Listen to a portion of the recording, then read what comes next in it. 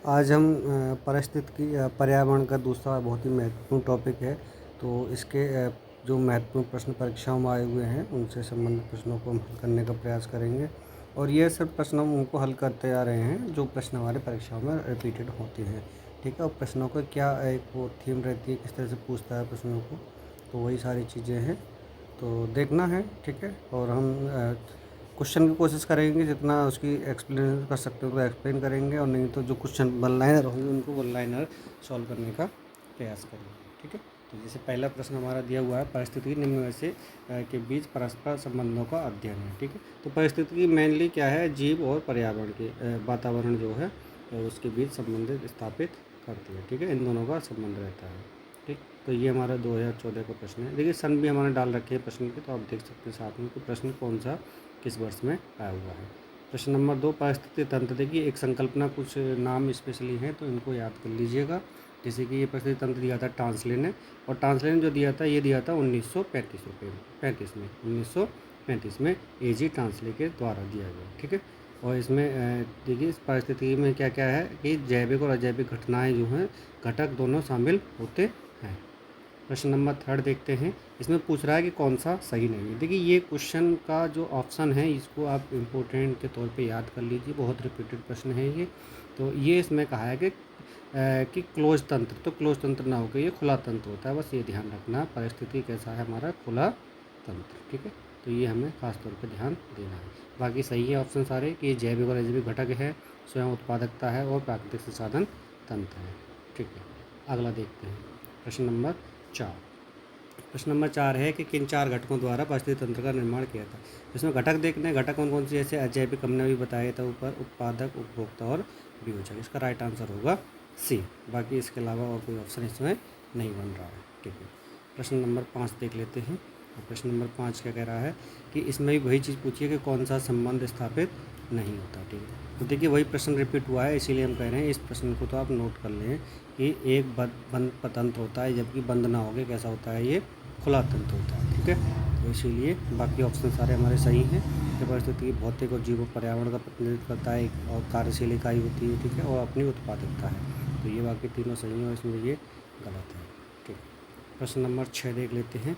और 6 प्रश्न नंबर जो है हमारा वो स्टेटमेंट वाला प्रश्न है। इसमें कह रहा है कि जीवमंडल एक खुला तंत्र का उदाहरण है। देखिए बिल्कुल सही बात है ये, और इसका कारण इसमें दिया है कि जीवमंडल में पदार्थों के प्रारंभिक निवेश के बाद पुनः नए पदार्थों का निवेश नहीं होता, परंतु ऊर्जा के निवेश एवं परिवहन पर कोई प्रतिबंध नहीं होता। देखिए ये चीज़ गलत कह रहा है कि निवेश नहीं होता। ठीक, पुनः निवेश नए पदार्थों का निवेश नहीं होता, जबकि होता है, यही चीज़ गलत कहा है इसमें। तो इसमें हमारा एक ऑप्शन सही है, दूसरा गलत है। तो इसका राइट आंसर जो बनेगा ये बनेगा सी। चलिए आर ओ का प्रश्न था ये। अगला देख लेते हैं कि पृथ्वी पर सब सर्वाधिक बृहद पारिस्थितिक तंत्र में से कौन है। देखिए 4 चीज़ दी हुई है पृथ्वी की, और इसमें हमें देखना सबसे ज़्यादा बृहद कौन सा है, तो जैव मंडल होता है। कौन सा होता है, जैव मंडल। ठीक है, इसीलिए इसका राइट आंसर डी होगा। प्रश्न नंबर 8, जहाँ जीव रहते हैं उस जगह को क्या कहते हैं। जहाँ जीव रहते हैं उस जगह को क्या कहते हैं। देखिए अब ये हम जो है परितंत्र के जो है कुछ घटक हैं उसके बारे में बात करेंगे, उससे संबंधित ये प्रश्न है। ठीक है, तो आप देख लीजिए, तो इसको हम कहते हैं आवास। जहाँ कोई भी जीव रहता है उसे कहते हैं आवास। अगला प्रश्न देखते हैं, और ये प्रश्न नंबर 3 है। जैव मंडल में जैविक संगठन का हम जो है क्रम देखते हैं कि क्रम क्या होना चाहिए, और ये PCS 2017 का प्रश्न है। और इसमें क्या रहा है कि सबसे पहले जनसंख्या होगी, जनसंख्या जब होगी तो वहाँ समुदाय क्रिएट होगा। ठीक है, और समुदाय क्रिएट होगा तो वहाँ पर एक परितंत्र भी निर्माण होगा, और फिर वहाँ भूदृश्य भी होगा एक। ठीक है, तो इसका राइट आंसर होगा हमारा सी। इसका राइट आंसर होगा सी। अगला देखते हैं कि कृत्रिम पारितंत्र। देखिए कृत्रिम क्या होता है कि जो बनाया जाता है, जो प्रकृति द्वारा निर्मित नहीं होता है। तो इसका राइट आंसर जो बन रहा है, जैसे तालाब है ये स्वयं से प्रकृति से बनता है, वन भी स्वयं प्रकृति से द्वारा निर्मित होता है। बट ये जो खेत है, ठीक है, तो इसमें जो देख रहे हैं हम खेत क्या है, ये मानव के द्वारा तैयार किया जाता है। ठीक है, तो इसका राइट आंसर जो बन रहा है वो बी बन रहा है। अगला देख लेते हैं। देखिए प्रश्न थोड़ा स्टेटमेंट बेस्ड क्वेश्चन है। ठीक है, तो हमें क्या करना है, इसमें विचार करना है और ये देखना है कि कौन सा प्रश्न इसमें कथन हमारे सही बन रहे हैं। जैसे पहला लाइन कह रहा है कि पारिस्थितिक तंत्र शब्द का प्रयोग एजी टांसले ने किया था। बिल्कुल सही बात है, हमने अभी बताया था ये 1935 में। ठीक है, जो जीव अपना भोजन स्वयं उत्पादित करते हैं वो जो स्वपोषित कहते हैं। बिल्कुल ये भी सही है कि स्वपोषित कहा जाता है। अगला ऑप्शन इसमें तीसरा देखते हैं कि प्रकाश संश्लेषण की प्रक्रिया द्वारा उपभोक्ता अपने भोजन का उपभोग करता है। देखिए उपभोक्ता का भी अपना उपभोग नहीं करता है, ठीक है। और अगला है वियोजक कार्बनिक पदार्थों को अकार्बनिक पदार्थों को कार्बन को प्रस्तुत करता है। देखिए उल्टा कह रहा है, तो यहाँ होना चाहिए था कि वियोजक कार्बनिक पदार्थों को अकार्बनिक पदार्थों में वियोजित करता है, ठीक है। इसका मतलब ये दोनों गलत हैं और ये दोनों सही हैं। ऑप्शन देख लेते हैं कि 1 और 2 किस में आ रहा है, तो ये इसका पहला आंसर सही है। चलिए अगला देखते हैं। अगला कह रहा है हमारा प्रश्न कि इकोसिस्टम में निम्न में से क्या सत्य है। तो देखिए पहला प्रश्न इसमें कह रहा है कि ऑप्शन प्राथमिक उपभोक्ता उत्पादक पर न्यूनतम से आश्रित होते हैं, ठीक है। न्यूनतम से नहीं, अधिक होता है, ठीक है। तो अधिक से प्राथमिक उपभोक्ता उत्पादक अधिक होगा, ठीक है। तो ये गलत है। प्राथमिक उपभोक्ता उत्पादकों की संख्या में अधिक होते हैं, ये भी उल्टा कहा है। उत्पादक प्राथमिक उपभोक्ता से अधिक होता है, ये बिल्कुल सही है, क्योंकि सबसे लेवल पर सबसे ज़्यादा होगा, फिर कम होगा, फिर कम होगा, इस तरह से ये कम होता जाता है लेवल, ठीक है। तो और बाकी ये डी देख लीजिए कि द्वितीय उपभोक्ता अधिकतम होने के साथ बहुत ही शक्तिशाली होता है, ये भी देखो उल्टा कह रहा है, तो ये भी नहीं होगा। इसका राइट आंसर बन रहा है सी। इसका राइट आंसर बन रहा है सी। चलिए अगला प्रश्न देखते हैं, और ये अगला प्रश्न हमारा है स्टेटमेंट बेस्ड प्रश्न। प्रश्न क्या कह रहा है, तो पारिस्थितिकी तंत्र के विविध अवयव आपस में निर्भर नहीं है। देखिए ये चीज़ गलत कहा है इसने, निर्भर नहीं है, जबकि क्या होता है कि निर्भर होते हैं, तो ये गलत है। अगला कह रहा है मानव क्रियाओं से वातावरण प्रभावित होता है, बिल्कुल होता है, तो ये हमारा सही है, ठीक है। तो इसका राइट आंसर जो बन रहा है वो आप देख सकते हैं कि क्या बनेगा कि ए गलत है और आर सही है, ठीक है। क्वेश्चन नंबर 8 देखते हैं। देखिए ये प्रश्न रिपीट हो गया, ये बहुत रिपीट होता है कृत्रिम परितंत्र वाला, तो इसको भी आप नोट कर लीजिए। एक बंद परिपथ वाला था और एक ये कृत्रिम परितंत्र वाला था। तो इसमें कहा है कि कृत्रिम कौन सा होगा। देखिए वही वाली बात फिर से देख लीजिए कि घास के मैदान स्वयं उगाए जाते हैं, वन भी स्वयं होती है और झील भी अपने आप तैयार होती है। बट धान की खेती जो है ये हमारी किसान द्वारा तैयार की जाती है, तो इसका राइट आंसर होगा ए, ठीक है। इसका राइट आंसर बन रहा है ए। चलिए अगला प्रश्न देख लेते हैं। और प्रश्न है कि पारिस्थितिक तंत्र पृथ्वी के सर्वाधिक क्षेत्र पर फैला हुआ। देखिए ये रिपीटेड प्रश्न है, जैव मंडल आया था। अब जैव मंडल में क्या क्या रहेगा उसमें देखना है कि सबसे ज़्यादा क्षेत्र पर जो फैला हुआ वो समुद्र फैला हुआ है हमारा, वो फैला हुआ है समुद्र, तो इसका राइट आंसर होगा डी। चलिए प्रश्न नंबर 10 देखते हैं। वही रिपीट प्रश्न है, ये भी रिपीटेड है कि विशाल तम परिस्थिति तंत्र, फिर से वही समुद्र हो जाएगा इसमें, सागर समुद्र एक ही बात है, कुछ भी इसमें दिया जा सकता है, ठीक है। अगला प्रश्न देख लेते हैं। देखिए फिर वही रिपीटेड प्रश्न हुआ है ये, तो ये भी यही कह रहा है कि सबसे अधिक स्थिर, तो यानी कि सबसे सर्वाधिक जो होना चाहिए वो भी इसमें कौन सा होगा हमारा ए, सागर ये, ठीक। अगला प्रश्न देखिए बहुत प्रश्न रिपीट हो रहा है, इसीलिए जो है हम इसको फास्ट में चलेंगे जहाँ रिपीटेड होता जाएगा। कह रहा है कि स्थलीय प्राकृतिक तंत्र का स्थलीय से मतलब होता है कि हाँ स्थल हो, तो देखिए पर्वत में स्थल मिलेगा आपको, निम्न स्थलीय आदर्शों को, लेकिन जो सागर है ये हमारा कैसा हो जाएगा, जलीय हो जाएगा, तो इसका राइट आंसर जो बनेगा वो बी बनेगा। इसका राइट आंसर बी बनेगा। क्वेश्चन घुमा के दिया है, ये आर ओ मेंस में आया था, ठीक है। अगला देखिए ये प्रश्न रिपीटेड है, इम्पोर्टेंट है, ये आर ओ में और उसमें पी में ये मिलेगा प्रश्न, ठीक है। तो इसको देख लीजिए कि पारिस्थितिक तंत्र संतुलन बनाए रखने में मदद नहीं करता है, ठीक है। देखिए क्या क्या करना चाहिए हमें, पहले तो ये ध्यान रखना चाहिए जल प्रबंधन हो, वनरोपण हो, जैव मंडल भंडार हो, लेकिन वनों को काटना क्या मतलब होता है, तो इसका मतलब ये ऑप्शन इसमें मदद नहीं करेगा, ठीक है। तो इसका राइट आंसर बन रहा है ए। इसका राइट आंसर बन रहा है ए। अगला देखते हैं कि भारत में पारिस्थितिकी असंतुलन का कौन सा प्रमुख कारण है। वही फिर से रिपीट प्रश्न, और इसका राइट आंसर बन रहा है वनोन्मूलन, यानी वन का उन्मूलन किसी तरह से नहीं होना चाहिए, ठीक है। चलिए अगला देखते हैं। वही फिर से रिपीट प्रश्न कि क्या हमें बिगाड़ता है, तो लकड़ी काटना बिगाड़ता है, बिल्कुल सही है। 2014 का प्रश्न है, ठीक है। किसका पारिस्थितिक संतुलन से संबंध नहीं है। देखिए पारिस्थितिक संतुलन से संबंधित नहीं है, तो देख लेते हैं। जल प्रबंधन होना चाहिए तभी पारिस्थितिक संतुलन होगा, वनरोपण हो, वन्य जीव सुरक्षा हो, लेकिन औद्योगिक प्रबंधन से कोई तात्पर्य नहीं रहेगा। इसका नियरेस्ट आंसर जो है सी बन रहा है, ठीक है। चलिए अगला देख लेते हैं। और प्रश्न नंबर हमारा है इसमें, ये देखिए कुछ कट गया है इसमें, मैं एक बार देख लेता हूँ इसका क्वेश्चन क्या बन रहा है, ठीक है। ये है कि किसी निश्चित क्षेत्र में प्राणियों की सीमा जिसे पर्यावरण समर्थन करती है उसे क्या कहा जाता है। ठीक है, तो इसमें जो ये क्वेश्चन थोड़ा सा कट गया है, एक बार फिर मैंने बोल दिया आपको, तो इसे वहन क्षमता कहते हैं। ठीक है, इसका राइट आंसर बी होगा। अगला देख लेते हैं, थोड़ा थियोरेटिकल वैसा IAS 2013 का क्वेश्चन है कि केवल जीव द्वारा ग्रहण किए गए दिक्स्थान का ही नहीं बल्कि जीवों के समुदाय में उसकी कार्यात्मक भूमिका का भी वर्णन होता है, तो इसे हम कहते हैं पारिस्थितिक कर्मता। ठीक है, तो ये थोड़ा डीप क्वेश्चन था, एक डेफिनेशन थी, इसीलिए इसको जो हमने आपको डायरेक्ट ही बता दिया। ठीक है, अब देखते हैं। देखिए अभी जो प्रश्न आ रहा है खाद्य श्रृंखला से संबंधित है, यहाँ से प्रश्न हमें मिलता है, ये तो यूपी टेट तक क्वेश्चन दे देता है। ठीक है, यूपी टेट में पर्यावरण है तो ये वहाँ से क्वेश्चन मिलता है। ठीक है, तो एक सीक्वेंस पूछा है कि सीक्वेंस क्या होना चाहिए, तो सबसे पहले घास होगी, घास को टिड्डा खाएगा, टिड्डा को मेढक खाता है और मेढक को सांप खाता है। ठीक है, क्रम बनना है तो इसका पहला ऑप्शन ही इसका बन जाएगा। ठीक है, ऐसे ऐसे क्रम देखते हैं। चेन हमारा क्या है, ये उत्पादक है, ये प्रथम उपभोक्ता, ये द्वितीय और ये तृतीय, इस तरह से स्तर बनेगा इनका। अगला देखते हैं खाद्य श्रृंखला, फिर से वही प्रश्न रिपीट किया है ये। ठीक है, वही छत्तीसगढ़ का रिपीटेड क्वेश्चन हुआ है।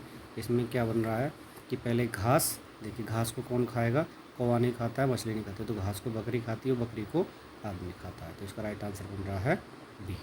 ठीक, पारिस्थितिक तंत्र का कौन सा जीवीय संगठक नहीं है, तो देखिए जीवीय संगठक कौन कौन नहीं है देख लेते हैं। वनस्पति है, जानवर, जीवाणु ये रहते हैं, लेकिन वायु से कोई संगठक का मतलब नहीं है, तो ये प्रश्न इसका जो है राइट आंसर होगा ए। ठीक, अगला प्रश्न देखते हैं। पारिस्थितिक तंत्र श्रृंखला के संदर्भ में दिए हुए हैं 3 स्टेटमेंट, तो इसको एक बार पढ़ लेते हैं। 3 स्टेटमेंट क्या क्या कह रहे हैं। ठीक है, इसमें कह रहा है कि खाद्य श्रृंखला उस क्रम का निर्देशन करती है जिसमें जीवों की एक श्रृंखला एक दूसरे के आहार पर पोषित होती है, बिल्कुल एक दूसरे पर निर्भर होगी। ये क्या कह रहा है कि खाद्य श्रृंखला एक जाति की समष्टि के अंतर्गत पाई जाती है, एक जाति नहीं, इसमें कई जातियाँ होती हैं भाई जो खाद्य श्रृंखला पर निर्भर करती हैं, तो ये आंसर इसका सेकंड गलत है। खाद्य श्रृंखला उस प्रत्येक जीव की संख्याओं को जो दूसरों के द्वारा खाई जाती है निर्दिष्ट करती है, नहीं, ऐसा कुछ नहीं है। ठीक है, तो ये भी ऑप्शन इसका गलत है, तो इसका राइट आंसर खाली एक ही है। और ये देखते हैं प्रश्न किसका है, IAS 2013 का प्रश्न है, इसका राइट आंसर ए ही होगा केवल। ठीक है, प्रश्न नंबर 5 कह रहा है पारिस्थितिक तंत्र में प्राथमिक उपभोक्ता हैं, तो प्राथमिक उपभोक्ता वो होते हैं जो उत्पादक को खाते हैं, यानी कि जो केवल घास फूस खाते हैं। ठीक है, तो घास फूस आप देख सकते हैं इसमें कौन कौन खाने वाला है। ठीक है, जैसे चींटी है, ये घास फूस खाने वाली है, और हिरण भी घास फूस खाता है। लोमड़ी और बाघ ये जो है मांस खाते हैं, तो इसलिए प्राथमिक में ना आएंगे, ये द्वितीय में आएंगे। ठीक है, तो इसका राइट आंसर बनेगा हमारा ए। UPPCS मेंस का ये प्रश्न था। अगला, कुछ कारणवश यदि तितलियों की स्पीशीज संख्या में बड़ी गिरावट होती है तो इसका संभव प्रमाण क्या हो सकता है। देखिए स्टेटमेंट बेस्ड क्वेश्चन है ये, और इसमें हम देख सकते हैं क्या क्या है कि कुछ पौधों के परागण पर प्रभाव, बिल्कुल सही बात है, तितलियाँ जो है पौधों के परागण पर ही निर्भर करती हैं। दूसरा कह रहा है कि कुछ कृषि पौधों में कवकीय संक्रमण प्रचंड रूप से बढ़ सकता है, तो देखिए ये एक सस्पेंस वाला है, कवकीय संक्रमण से कोई मतलब नहीं है तितलियों का, और कुछ कृषि पौधों की बात हो रही है। अगला कह रहा है कि इसके कारण बर्रों, बकरियों और पक्षियों की कुछ प्रजातियों की समष्टि में गिरावट हो सकती है। ठीक है, तो ये इसका आंसर हो सकता है। ठीक, तो इसमें जो राइट आंसर जो बनना चाहिए वो बनेगा हमारा, एक मिनट अभी बताते हैं, तो इसमें राइट आंसर हमारा 1 और 3 बन रहा है। ठीक, देखते हैं, तो इसका सी ऑप्शन होगा। ठीक, प्रश्न अगला देखते हैं। खाद्य श्रृंखला में मानव है, तो मानव देखिए हमारा क्या है कि वो मांस भी खाता है और ये भोजन भी खाता है, तो इसलिए प्राथमिक और द्वितीय दोनों होगा, प्राथमिक और द्वितीय दोनों होगा।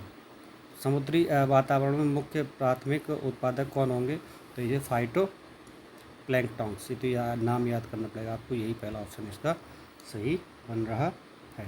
चलिए अगला प्रश्न देख लेते हैं, और अगला प्रश्न हमारा पारिस्थितिक तंत्र के जैविक घटकों में कौन उत्पादक घटक है। उत्पादक से मतलब समझ सकते हो शुरुआत कहाँ से होती है, तो ये होती है हमारी हरे पौधों से। ठीक, ये 2013 का प्रश्न है PCS का। प्रथम पोषक स्तर के अंतर्गत आते हैं, तो प्रथम क्या होंगे भाई, हरित पादप होते हैं वैसे तो। ठीक है, हरित पादप कौन होंगे, हरित पादप, और उसके बाद क्या आएगा फिर, देखिए क्रम देख लीजिए, हरित पादप, फिर शाकाहारी, शाकाहारी के बाद फिर मांसाहारी, और मांसाहारी के बाद फिर सर्वभक्षी जंतु जो मांस और साथ दोनों चीज़ें खाते हैं।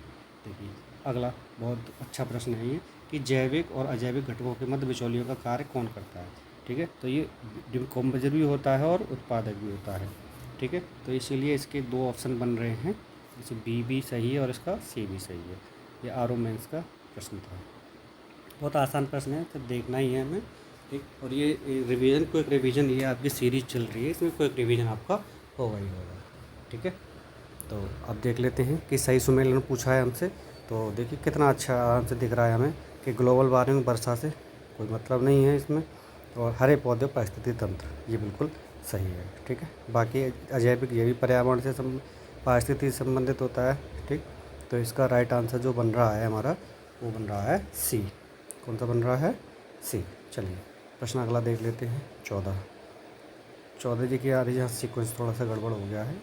प्रश्न वही है कि पारिस्थितिक खाद्य श्रृंखला के संदर्भ में जीव अपघटक जीव कौन कौन से हैं। तो इसमें अपघटक जीव जो आते हैं वो कौन कौन से आएंगे? कवक और जीवाणु। देखो वायरस इसमें नहीं आता है। ठीक है, इसीलिए इसका राइट आंसर बनेगा बी। इसका राइट आंसर बनेगा बी। अगला देखते हैं, तो ये एक आहार श्रृंखला का क्रम दिया हुआ है। ठीक है, आहार श्रृंखला के क्रम में हम देख लेते हैं कि आहार श्रृंखला क्रम में कौन कौन होगा। तो देखिए देख लीजिए इसमें डाइटम, क्राइस्टेरियन और हेरिंग। ये देखो पहला वाला ही ऑप्शन इसका सही बन रहा है। इसका पहला वाला ही ऑप्शन सही बन रहा है, डाइटम, क्राइस्टेरियन और हेरिंग। देखिए ये प्रश्न इसीलिए और नोट करना ध्यान से, सिर्फ क्या हुआ है, नाम बदला गया है। डाइटम बोलते हैं हम स्वपोषी के लिए, ठीक है, और क्राइस्टेरियन बोलते हैं शाकाहारी के लिए, और शाकाहारी के बाद फिर ये आ जाएगा हमारा मांसाहारी। ठीक है, इसीलिए ये जो है ध्यान रखना है, ये प्रश्न इसीलिए घुमाया हुआ प्रश्न है। अगला देख लेते हैं। अब ये अगला जो प्रश्न है हमारे, ऊर्जा का प्रभाव पोषण स्तर से संबंधित पिरामिड जो किस तरह के बनते हैं, यहाँ से प्रश्न मिलता है, तो इसीलिए एक सेक्शन ये वहाँ का है। ठीक है, तो पार्श्व निकाय में ऊर्जा का प्राथमिक स्रोत जो होगा, वो प्राथमिक स्रोत क्या होना चाहिए हमारा? देखिए ऑप्शन देख लीजिए, किड 1 में उत्सर्जित ऊर्जा, वनस्पति में संरक्षित सौर ऊर्जा, और कोई नहीं, तो आप सिंपल समझ सकते हैं सौर ऊर्जा। ठीक है, कौन सा ऑप्शन होगा इसका? सी। प्रश्न नंबर 2, पाइथन का प्रेरक बल क्या है? तो वही से फिर से रिपीट क्वेश्चन कर दिया, और इसमें क्या हो जाएगा, ये BU का प्रश्न भी है, तो सौर ऊर्जा। रिपीटेड प्रश्न आते हैं अधिकतर, देख लीजिएगा। ठीक है, इसमें पूछ रहा है कि कौन सा कथन सही है, तो इसमें कथन हमें पहचानना है कि सही कौन सा है। जैव मंडलीय परिस्थिति तंत्र ऊर्जा का प्रवाह एक दिशीय होता है, बहुत इंपॉर्टेंट है ये लाइन आप देख लीजिए। एक दिशीय होगा, ओपन तंत्र होगा, तो ये हमारे कुछ वर्ड हैं जो हमेशा आते ही आते हैं। ये चक्रीय ना होगा, ये गलत कह रहा है। दूसरा कह रहा है कि पारिस्थितिक तंत्र में बढ़ते पोषण स्तर के साथ ऊर्जा का सापेक्ष घटता है, बिल्कुल गलत कह रहा है। और प्रगामी बढ़ते पोषण स्तरों के प्रजातियाँ सुलभ ऊर्जा का उपयोग करने में दक्ष कम होती है, जबकि अधिक होती है। ठीक है, तो ये भी गलत है। इसका राइट आंसर जो बन रहा है वो ए बन रहा है, राइट आंसर बन रहा है इसका ए। चलिए प्रश्न अगला देखते हैं। और 10 नियम किससे संबंधित है? Very good. तो ये हमारा ऊर्जा खाद्य श्रृंखला के एक पोषण से दूसरे वस्तु में पहुंचने का, इसमें ऑप्शन है इसका है ए। इसका ऑप्शन है राइट ए। ठीक है, इसे क्या बोलते हैं, ध्यान रख लेना, लिंडेमान नियम, और ये 1942 में दिया गया था, 1942 में। ठीक है, 10% का नियम इसको कहते हैं। ठीक है, अगला देखते हैं प्रश्न नंबर 5। देखिए ये ऊर्जा का पिरामिड हमेशा पूछा जाता है, तो समुद्र का उल्टा होता है, बाकी सारे के सारे कैसे होते हैं? सीधे। समुद्र का ध्यान रखना, उल्टा होगा और बाकी सब सीधे होंगे। ठीक है, तो इससे भी हमेशा सीधा होगा। प्रश्न आते हैं इसके, देख लेना। वही स्थानांतरण के पश्चात क्या होता है कि एक स्तर से दूसरे स्तर में जाएगा, तो सिंपल सी बात है, इसकी जो क्या होगी, कमी होती है, तो ये घटती है। 10% जो घट जाती है वो इसी से संबंधित है।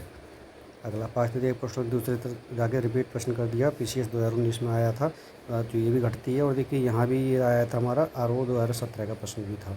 ठीक है, दोनों का सेम क्वेश्चन था, बिल्कुल उठा के रख दिया।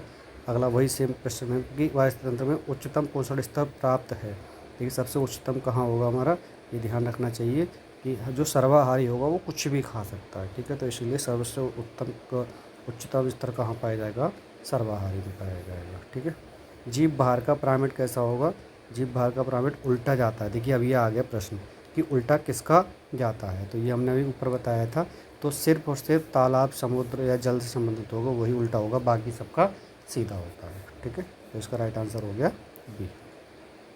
बायोमास का एक उल्टा पिरामिड, देखिए रिपीट प्रश्न में फिर से, तो इसका राइट आंसर हो जाएगा हमारा समुद्र। किसका उल्टा पिरामिड होना चाहिए? समुद्र का होगा। जैव वानिकी के संबंध में, बायोनोमिक्स के संबंध में पूछा है, तो इसके स्टेटमेंट दिए हुए हैं। ठीक है, अब ये जैव आवर्धन से संबंधित प्रश्न है, देख लीजिए। ठीक है, तो इसमें कह रहा है कि इसका अर्थ है जीवन का प्रबंध। देखिए जीवन का प्रबंध से क्या मतलब है? बायोनोम्स का अंतर होता है जैव वानिकी, हमने इसका हिंदी भी कह रहा है। ठीक है, तो अगर मिलाते हैं तो जीव या जीवन से है, जबकि नॉमिक्स का मतलब होता है व्युत्पन्न। ठीक है। तो इस प्रकार 52 मिनट का शब्द क्या होगा, जीवन के नियम, ना कि जीवन का प्रबंध। तो ये पहला ऑप्शन गलत है। ये पारिस्थितिक तंत्र का पर्याय है, बिल्कुल सही बात है। और पारिस्थितिक के तंत्रों के मूल्य पर बल देता है जो मानव तंत्रों को प्रभावित करता है, बिल्कुल ये सही है। तो इसका राइट आंसर होना चाहिए हमारा सी, यानी कि 2 और 3। अगला प्रश्न देख लेते हैं, और ये अगला प्रश्न उसी से संबंधित है। पारिस्थितिक तंत्र में डीडीटी का समावेश। डीडीटी क्या है, एक हमारी दवाई रहती है, छिड़काव जो करते हैं, ठीक है। तो ये क्या करती है, तो इस पर सबसे ज़्यादा जो संभवतः अधिकतर शानदार प्रदर्शित होगा, तो वो किस पर प्रभाव पड़ेगा, सबसे ज़्यादा सांप पर पड़ेगा, क्योंकि सांप जो है वहाँ के जो मेंढक वगैरह है, जो वहाँ की घास वास जो खाती है मेंढक, उनको जाकर प्रभावित करता ही करता है, ठीक है। चलिए, अब अगला हम जो देख रहे हैं, जैव भू रासायनिक चक्र से संबंधित कुछ प्रश्न हैं, ठीक है। और ये बहुत आसान प्रश्न है, हम जो है जल्दी कराते जा रहे हैं, आप लोग देखते रहें, ठीक। और ज़्यादा हम टाइम ना लेते हुए इन प्रश्नों को हम आसानी से ख़त्म करने का प्रयास करेंगे, ठीक है। तो ये कह रहा पारिस्थितिक तंत्र के तत्वों के चक्रण को क्या कहेंगे। देखिए, चक्रण का मतलब आ रहा है तो चक्र शब्द होना ही चाहिए। दूसरा क्या कह रहा है कि पारिस्थितिक तंत्र, तो ये भू रासायनिक होगा और जैव भी होगा इसमें, ठीक है। तो इसका बी आंसर सही बनना है, क्योंकि रासायनिक से कोई मतलब नहीं है और वैज्ञानिक से कोई मतलब नहीं है, तो ये तो दो ऑप्शन तो वैसे ही नहीं होंगे। अगला, जैव भू रासायनिक चक्र में से किस में से चट्टानों का अपक्षयन चक्र में प्रवेश करने वाले पोषक तत्वों के निर्मुक्त होने का मुख्य स्रोत है। ये इंपॉर्टेंट प्रश्न है, आइए 2021 का है। तो राइट आंसर इसका फास्फोरस चक्र बनेगा। इसका राइट आंसर क्या होगा, फास्फोरस चक्र, ठीक है। अगला प्रश्न देखते हैं। तो घास स्थलों में वृक्ष पारिस्थितिक तंत्र के अंश में किस कारण घासों का प्रतिस्थापन नहीं करते हैं, किस तरह से नहीं करते हैं, ठीक है। तो क्या हुआ, कीटों एवं कवकों के कारण नहीं। तो अगला कह रहा है सूर्य के सीमित सूर्य के प्रकाश में पोषण की कमी के कारण, ये भी नहीं होगा। जल की सीमा और आग के कारण, ठीक है। जल अगर कम मिलेगा और आग लग जाती है तो ये प्रभावित करती है, ठीक है। तो इससे प्रतिस्थापित नहीं कर सकते। अगला देखते हैं, जैविक अनुकरण की अवस्थाओं को सही क्रम में। देखिए, ये सीक्वेंस लगाने वाला प्रश्न है, इसको देख लीजिए। इसका पहले सबसे पहले क्या होगा, नग्नीकरण होगा। नमनीकरण के बाद क्या होगा कि वहाँ का प्रवास होगा, फिर अस्थापन होगा, फिर प्रतिक्रिया होगी, फिर स्तरीकरण होगा, ठीक है। नग्नीकरण किसी में आ ही नहीं रहा है, तो इसका मतलब इसका तो सीधे हम पहला ऑप्शन लगा सकते हैं, ठीक है। अगला प्रश्न देख लेते हैं, पारिस्थितिक संक्रमण अवधारणा। देखिए, कुछ अवधारणा जो नाम दिए हुए थे हमने पहले ही बताए थे, नाम से सीधे प्रश्न आता है, तो ये तो हमें जनरली याद कर लेने नोट करके। तो ये दिया गया है बेनेट द्वारा, ये दिया गया है बेनेट के द्वारा। समुदायों का पूर्ण क्रम जो क्रमशः एक निश्चित स्थान पर बदलता है, ठीक है, तो उसको क्या कहते हैं, सीयर। इसी तो एक डेफिनेशन है, इसको आप देख लीजिए, ठीक है। और ये पीछे 2000 का प्रश्न भी है, जिसे कहते हैं हम सीयर, ठीक। चलिए, अगला देखते हैं। एक पारिस्थितिक तंत्र के विभिन्न घटकों से होकर पोषक तत्वों को गुजरना पड़ता है। देखिए, वही पहला प्रश्न जो आया था वही रिपीटेड है, तो इसको हम क्या कहते हैं, जैव भू रासायनिक चक्र, जैव भू रासायनिक चक्र, ठीक है। अब देखिए, अब ये कुछ प्रश्नों की श्रृंखला पारिस्थितिकी आंदोलन से संबंधित प्रश्न है। तो आंदोलन आपको याद करने हैं, नर्मदा बचाओ आंदोलन था, ये आपको याद करना पड़ेगा। एपिको आंदोलन कर्नाटक का था, चिपको आंदोलन उत्तराखंड का था। तो ये एक स्टेटमेंट दिया था, और ये उत्तराखंड था। ये उत्तराखंड में चिपको आंदोलन जो लगाते हैं बहुगुणा द्वारा दिया गया था, सुंदरलाल बहुगुणा द्वारा, ठीक है। तो ये इसका राइट आंसर सी बन रहा है। चिपको आंदोलन किससे संबंधित था, तो पादप से संबंधित था, कि यहाँ पर पेड़ काटे जा रहे थे। पादप प्रजनन नहीं, पादप संरक्षण होगा, पादप संरक्षण। तो इसका राइट आंसर बनेगा ए, क्योंकि वहाँ पर जो है वहाँ की महिलाओं ने इसको सहयोग दिया था कि वहाँ से पेड़ों से चिपक के जो है उन्होंने वहाँ के जीव वृक्षों की रक्षा की थी, ठीक है। चलिए, अगला प्रश्न देख लेते हैं।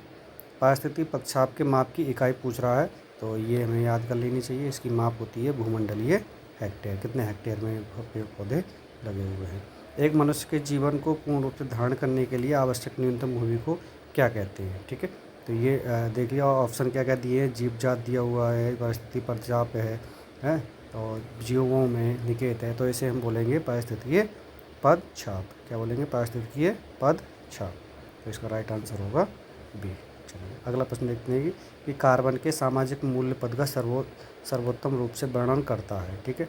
तो इसका देखिए, कुछ क्वेश्चन देखिए, थोड़ा सा डीप है ये, थोड़ा सा पढ़ देते हैं इसको। IAS 3 2020 का प्रश्न है ये। तो कह रहा है कि प्रदत्त वर्ष में 1 टन CO2 के उत्सर्जन से होने वाली दीर्घकालीन क्षति, ठीक है, ये सही लग रहा है हमें। किसी देश की जीवाश्म ईंधनों की आवश्यकता जिन्हें जलाकर देश अपने नागरिकों को प्रदान करता है, नहीं। जीवाश्म ईंधन होता है जो दबा हुआ या ऐसे कई वर्षों से एकत्रित होता है। अगला कह रहा है, किसी जलवायु शरणार्थी द्वारा किए नए किसी नए स्थान के प्रति अनुकूलित होने के लिए किया गया प्रयास, नहीं, ये भी नहीं होगा।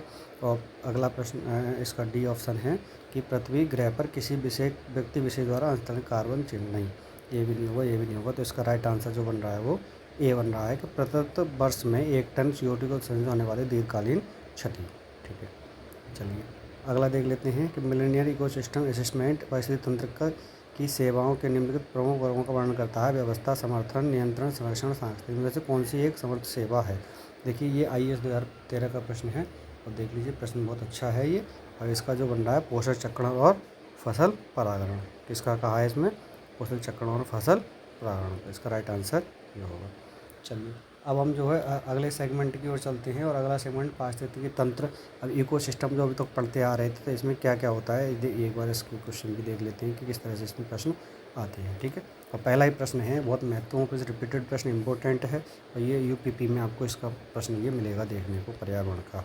ठीक है, तो इसलिए आप देख लीजिए इसको कि वृक्षों में कौन पारिस्थितिक मित्र नहीं है? तो यूकेलिप्टस जो है किसी भी तरह से ये नहीं है, ये पानी जो है ज़्यादा से शोषित करता है। अगला देखते हैं, वही से रिपीट प्रश्न फिर से कि पक्ष पर्यावरण का खतरा जो है यूकेलिप्टस होगा। अगला प्रश्न देखते हैं, फिर से रिपीटेड प्रश्न यूकेलिप्टस होगा। तो आप देख सकते हैं स्वच्छ जल समुदाय में, देखिए कुछ प्रश्न ऐसे हैं जो रिपीटेड आते ही आते हैं, तो इसीलिए हमें ये ध्यान देना है कि प्रश्न जो रिपीट हो रहे हैं उनको तो नोट कर लें। कह रहा है कि लैंटिक आवास क्या होता है? लैंटिक आवास जो होता है उसे कहते हैं हम तालाब और दलदल, जैसे आर्द्र भूमि कहा जाता है। ठीक है, आर्द्र भूमि जो कहा जाता है वो यही होती है। तो इसका राइट आंसर बन रहा है हमारा ए, इसका राइट आंसर बन रहा है ए। चलिए अगला देख लेते हैं, क्या दो भिन्न समुदायों के बीच का संक्रमण क्षेत्र इसे बोलते हैं हम, इंग्लिश का वर्ड होता है ये इकोटीन। क्या होता है? इकोटोन, सॉरी इकोटीन नहीं, इकोटोन। हाँ, इकोटीन या इकोटोन कुछ भी कह दो, ठीक, दोनों आप देख सकते हैं क्या आ रहा हो ऑप्शन में। ये वही सेम रिपीट प्रश्न है कि दो जैविक समुदायों के बीच संक्रमण का क्षेत्र जो है वो क्या कहलाएगा? इकोटोन। ठीक है, चलिए अगला देखते हैं, सर्वाधिक स्थायी। देखिए ये पुराना रिपीटेड प्रश्न हो गया कि सबसे स्थायी जो होगा वो कौन सा होगा? महासागर। ठीक है, और कोई सा हो ही नहीं सकता।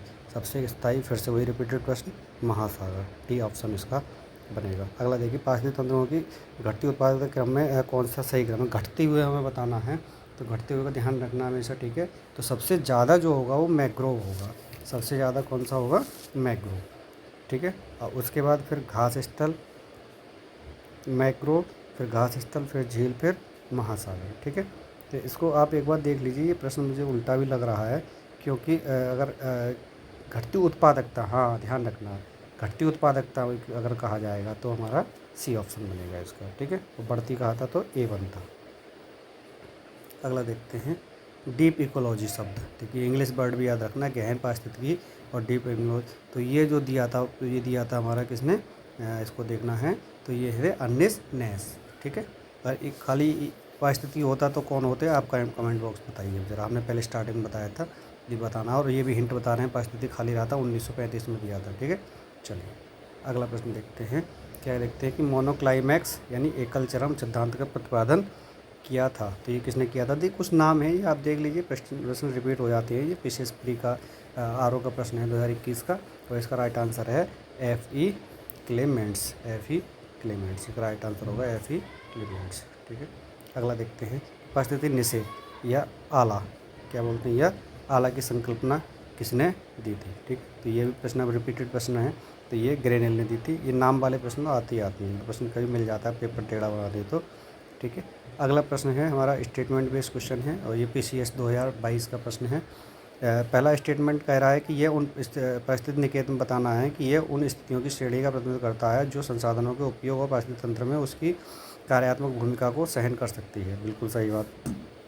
अगला देखते हैं, सेकेंड इसका कह रहा, प्रत्येक जाति का एक अलग स्थान होता है। हाँ, एक साथ नहीं रह सकते, तो सब जातियों का अपना अपना स्थान अलग अलग होगा, तो इसके दोनों ऑप्शन सही हैं। ठीक है, अगला देखिए, जल निकाय में घनत्व प्रवणता। जल निकाय का हेलोक्लाइन होता है, हमेशा ध्यान रखना, हेलोक्लाइन। ठीक, तो ये प्रश्न हमारा रिपीटेड था, PCS 2016 का मेंस का प्रश्न है। ये है मेंस का प्रश्न। अगला देख लेते हैं, तो पारिस्थितिक उत्पादकता के संदर्भ में समुद्री उत्प्रवाह क्षेत्र इसलिए महत्वपूर्ण है क्योंकि ये निम्नलिखित माध्यमों से समुद्री उत्पादकता बढ़ाते हैं। ठीक है, तो ये आप देख लीजिए, IAS 2011 का प्रश्न है ये। तो पहला कह रहा है कि अपघटन सूक्ष्म को सतह पर लाकर, बिल्कुल गलत कह रहा है। पोषकों को सतह पर लाकर, हाँ पोषकों को सतह पर ला के आप तो पढ़ा सकते हो, ठीक है। और अधस्थली जीवों को सतह पर लाकर, बिल्कुल जीवों से उससे कोई मतलब नहीं, तो इसका राइट आंसर ओनली बी होगा, ओनली बी होगा, ठीक है। 2011 का प्रश्न था ये। पारिस्थितिक संपीड़ित क्षेत्रों के संदर्भ में कौन सा कथन सही है, तो ये हमें देखना है, ठीक है। और ये देख लीजिए, ये भी प्रश्न हमारा जो है IAS का ही है, ठीक, 2014 का है। तो इसमें देखते हैं कि कौन सा ऑप्शन सही बन रहा है। तो पहला कह रहा है पाकिस्तान जिन्हें वन्यजीव संरक्षण अधिनियम 1972, तो देखिए वन्यजीव संरक्षण अधिनियम 1972 नहीं है, ठीक। तो ये हमारा कब है, 1986 का, 1986 का के अंतर्गत आता है, पर्यावरण के अंतर्गत, ठीक है, ना कि वन्यजीव संरक्षण के। तो ये हमारा गलत हो गया। और सेकंड कह रहा है पर्यावरण संबंधी क्षेत्र घोषित करने का प्रायोजन है, और केवल कृषि को छोड़कर। तो भाई केवल कृषि को नहीं, इसमें सारी चीज़ें रहेंगी, प्रतिबंध लगाया जाएगा, चाहे किसी प्रकार की वो हानि क्यों ना हो। तो ये दोनों ऑप्शन गलत हैं इसके, इसका डी आंसर होगा, ठीक है। अगला देख लेते हैं 18वां प्रश्न। और 18वां प्रश्न है स्टेटमेंट बेस्ड प्रश्न है हमारा, और ये यूपी के स्पेशल का ही प्रश्न है, UP RAR होगा, ठीक है। कह रहा है कि परिस्थिति के विविध अवयव आपस में एक दूसरे पर निर्भर नहीं रहते हैं। कैसी बात करें, निर्भर रहते हैं, तो ये तो गलत है, ये जो है गलत है। कारण क्या कह रहा है, मानव क्रियाओं से वातावरण प्रभावित होता है, बिल्कुल होता है, ये सही है। तो ए गलत है, आर सही है, तो इसका राइट आंसर होगा डी। ए गलत और आर सही है, राइट आंसर होगा इसका डी। चलिए अगला देखते हैं कि मानव जनित जीवों का एक उदाहरण है। ये रिपीटेड प्रश्न पहले भी आया था। तो देखिए जल तंत्र स्वयं बनता है, और वर्षा फसल हुआ घास का मैदान, लेकिन फसल भूमि हमें जो है तैयार की जाती है, तो इसका राइट आंसर होगा डी। अगला निम्नलिखित कथनों का विचार करना है। तो हमें देखना है कि ये जो है विचार करने के बाद देखते हैं, ये IAS 2018 का प्रश्न होगा, ये यहाँ तक है, हाँ बिल्कुल। विश्व की सर्वाधिक प्रबल वित्तियाँ उष्णकटिबंधीय तलों से मिलती हैं, ठीक है, बिल्कुल सही बात है। सर्वाधिक प्रबल वित्तियाँ जो रही होंगी, विश्व की 1/3 से अधिक प्रबल वित्तियाँ ऑस्ट्रेलिया, इंडोनेशिया, हाँ देखिए ऑस्ट्रेलिया तो सर्वाधिक है ही है, इंडोनेशिया भी तो ये बिल्कुल सही है। उष्णकटिबंधीय वर्षावनों में की अपेक्षा प्रबल वित्तियाँ कहीं अधिक संख्या में जंतु संघों का पोषण करती हैं, बिल्कुल सही। तो इसके जो है तीनों ही ऑप्शन सही बन रहे हैं, और ये हमारा IAS प्री का प्रश्न था, ठीक है। तो ये आज हमने पर्यावरण की एक सीरीज़ का एक टॉपिक था महत्वपूर्ण पारिस्थितिकी की, उसको हमने पूर्ण किया है, ठीक है। अगले चरण में हम जो है इसका दूसरा महत्वपूर्ण जो टॉपिक रहेगा जैव विविधता, इसको लेके हम आएंगे। और तब तक के लिए आप इसको रिपीटेड सुनिए, और इसके प्रश्न आपको रिपीट बहुत आसानी से पेपर देखने को मिलेंगे, ठीक है। तो अभी के लिए बहुत बहुत धन्यवाद सभी का, और थैंक यू। एंड आप जो है इसको लाइक करिए, फॉरवर्ड करिए, सब्सक्राइब।